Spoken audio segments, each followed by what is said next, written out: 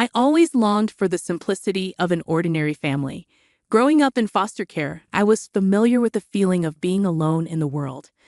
I had foster parents as a child, but no blood ties. What I truly yearned for was a family of my own, the perfect family with a loving husband, adorable children, and me. So when a kind-hearted man proposed to me, I was overjoyed. With this man, I thought I could finally build that ordinary family I'd always dreamed of. However, in believing so, I was the world's biggest fool. My husband, George, callously ordered me around after I came home from a long day at work. "Hannah, make dinner now. Mom and Emily are starving," he'd say barely 2 seconds after I walked in the door. George, my mother-in-law, my sister-in-law, none of them ever thought of cooking. My name is Hannah, and I found myself stuck with this terrible family. At 29, I worked for a large corporation where George was also employed. We met at the same company. George was 30 years old, but since he couldn't get into college right after graduating high school, we ended up graduating college at the same time. First of all, it's important to mention that George was currently unemployed. He had a dispute with his boss in the sales department and quit his job. George was angry, claiming his boss was cold-hearted, but I knew otherwise. Even though George and I were married, we worked in different departments of the same company. I worked in the general affairs department, handling office work. My dedication and hard work were trusted and respected by my colleagues. During this time, the sales department manager where George worked came to me for advice. Nervously, I asked him what the matter was.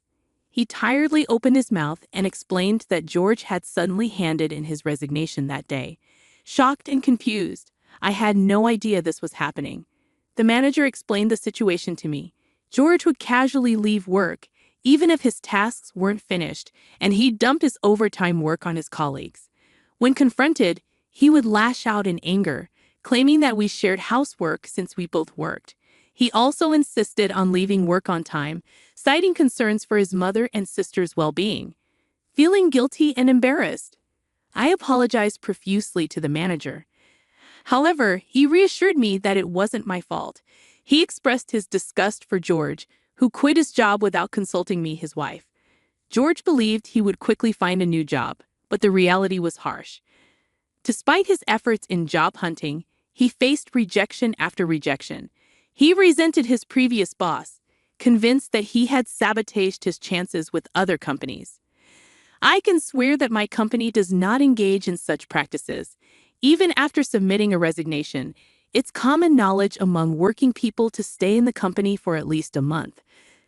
There are matters like work handover and procedures to be dealt with.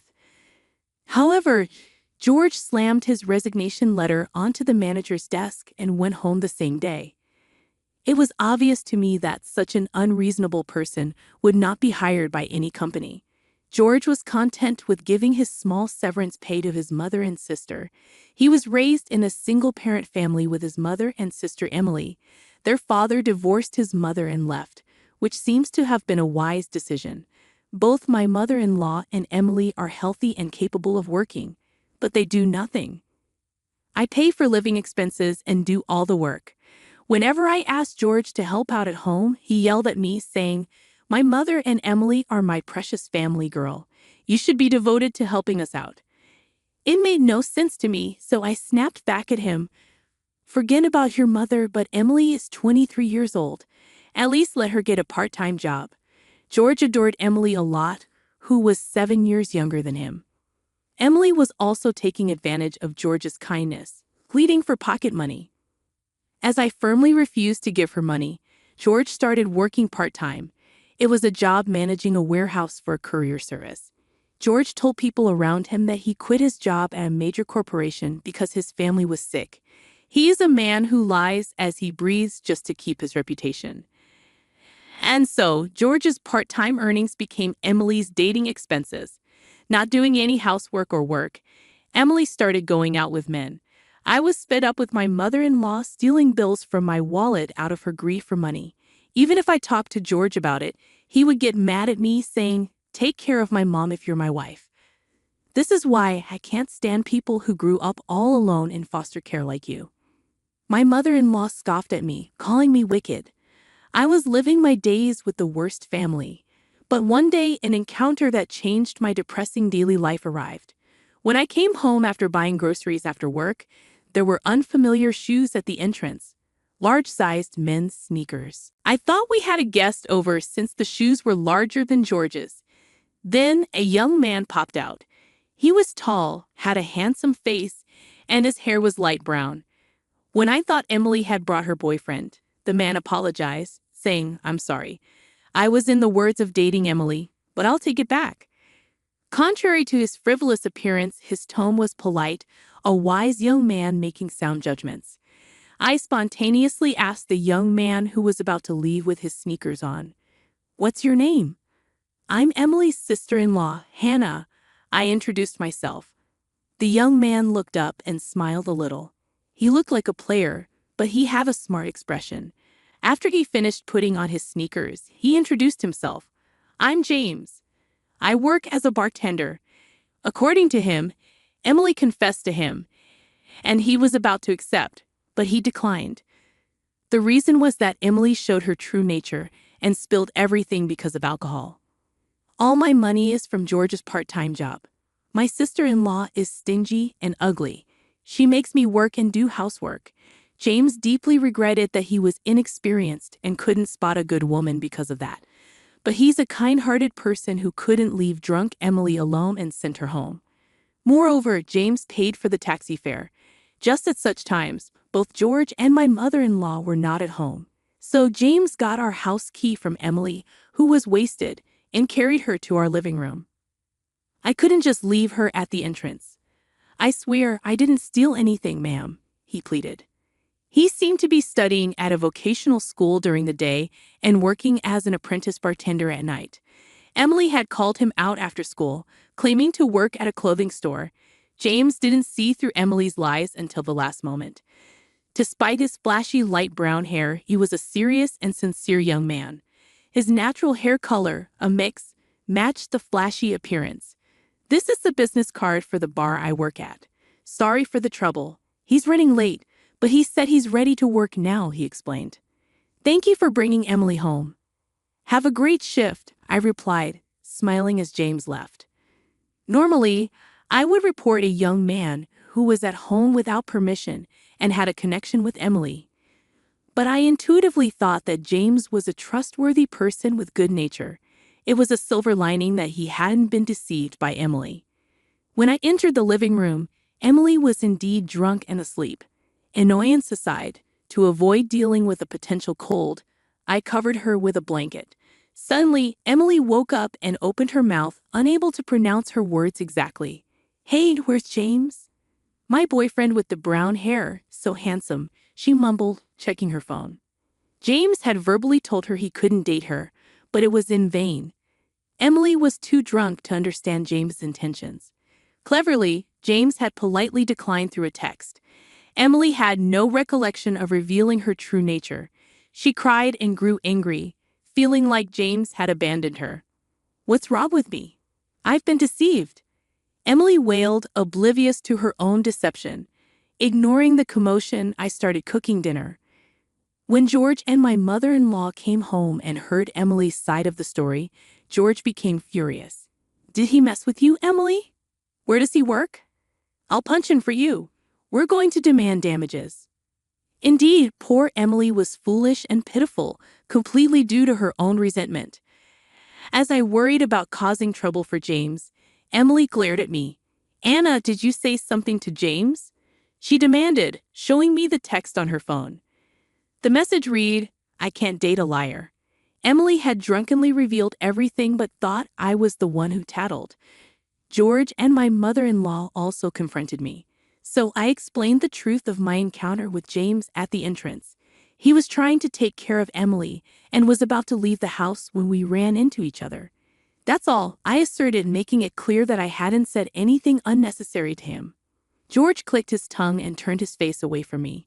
"Emily, let's eat sushi today.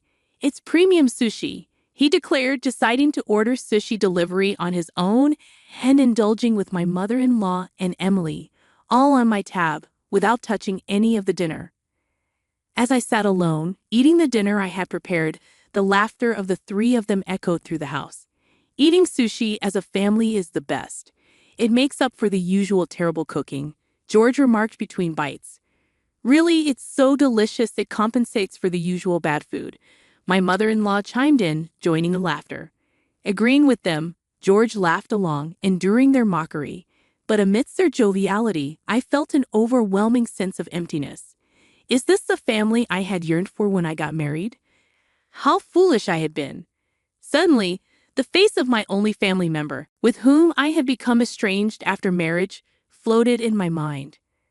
For some reason, I recalled James's kind smile and felt a pang of longing.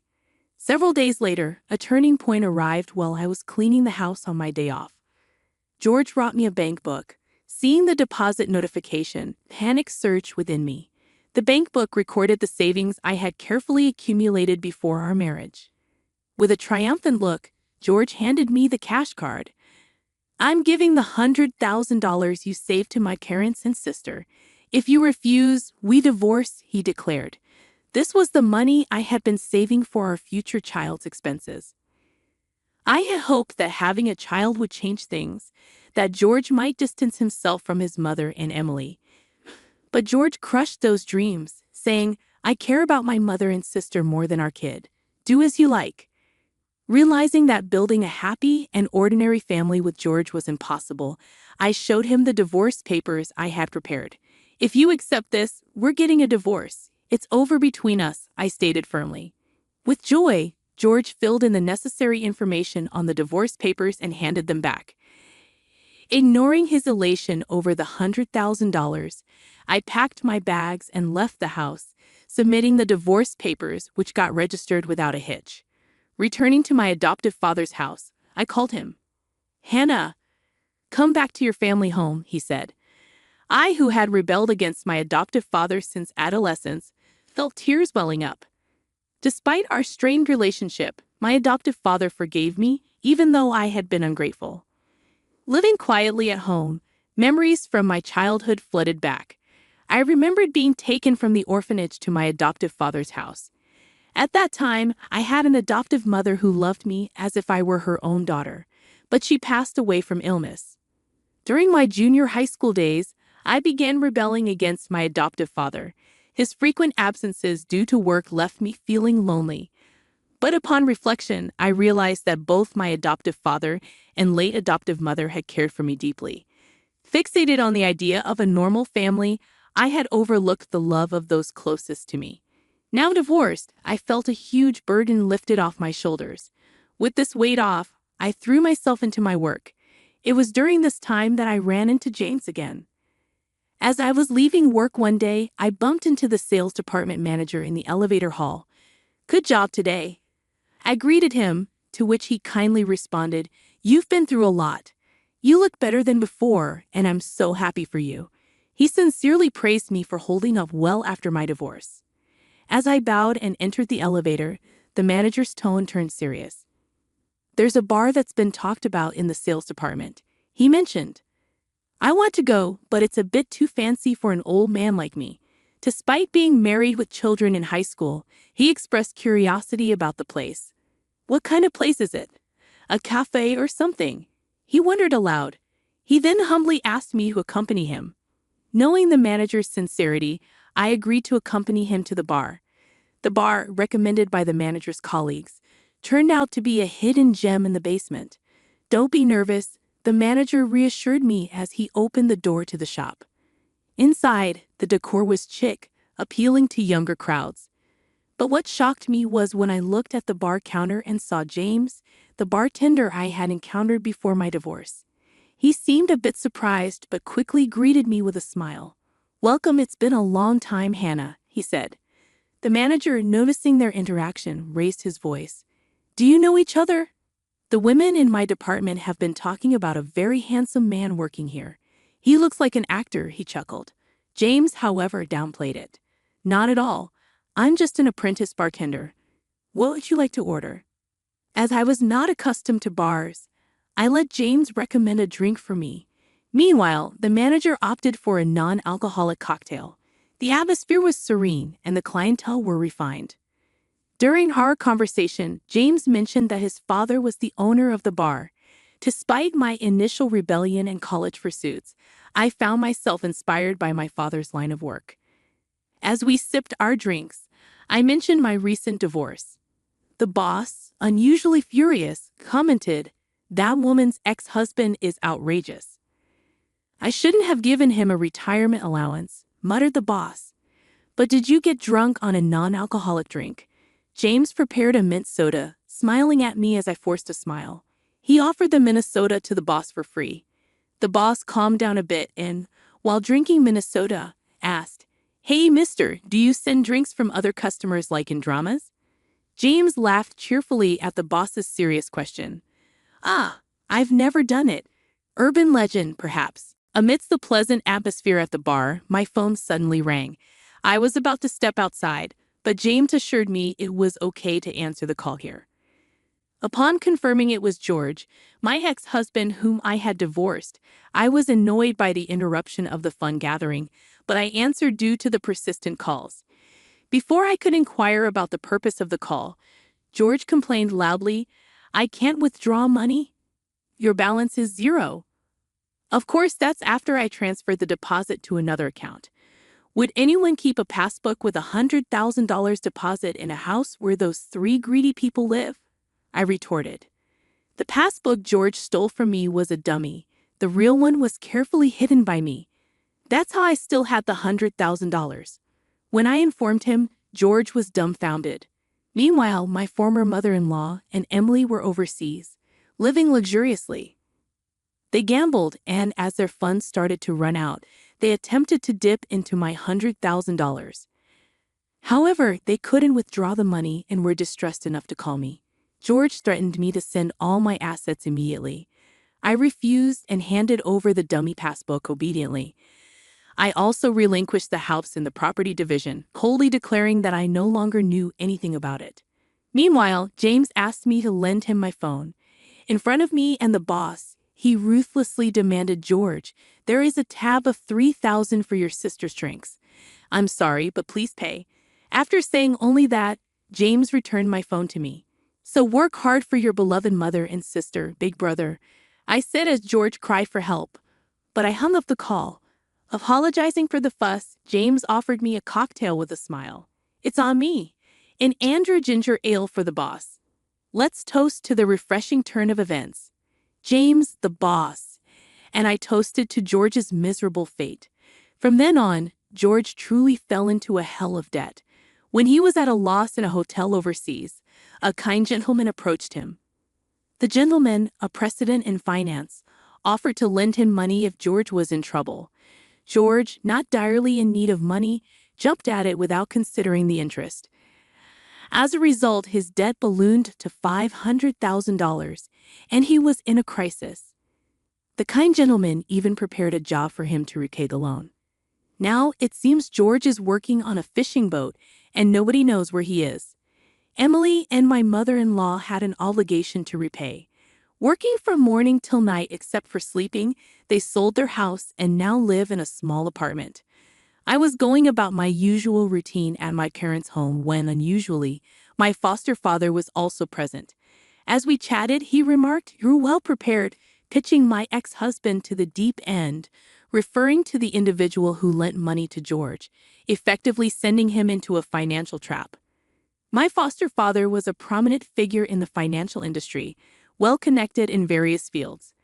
George was on a family trip abroad with the proceeds from selling all of my jewelry, which he couldn't have afforded with just his part-time job salary. When I got married, my foster father had instructed me to safeguard two things: the jewelry and the house.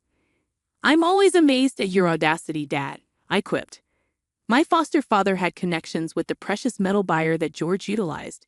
He knew that George, who sold my jewelry, was going overseas. "You show up just in time in front of George, and you see through everything," I remarked, astounded by his foresight. Laughing, he mentioned that he also knew about my rapport with the young bartender. I nearly spat out my tea. I chuckled. The manager took a liking to James, so he brought other colleagues along to the bar. That's when my boss asked James, Do you have someone you're interested in here? Be honest. Directed by my manager's leading question, James looked at me and confessed, I like you, Hannah. If you're okay with someone as inexperienced as me, let's get together.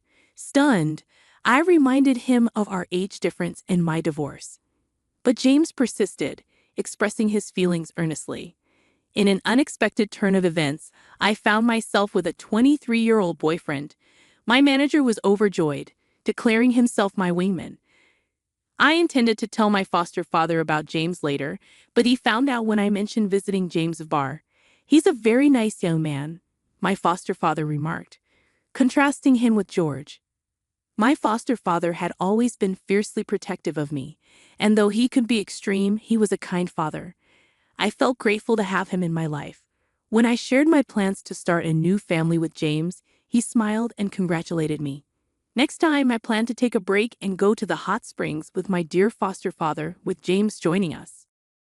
I promised to marry James, and I could already envision a harmonious family dynamic between my father and James.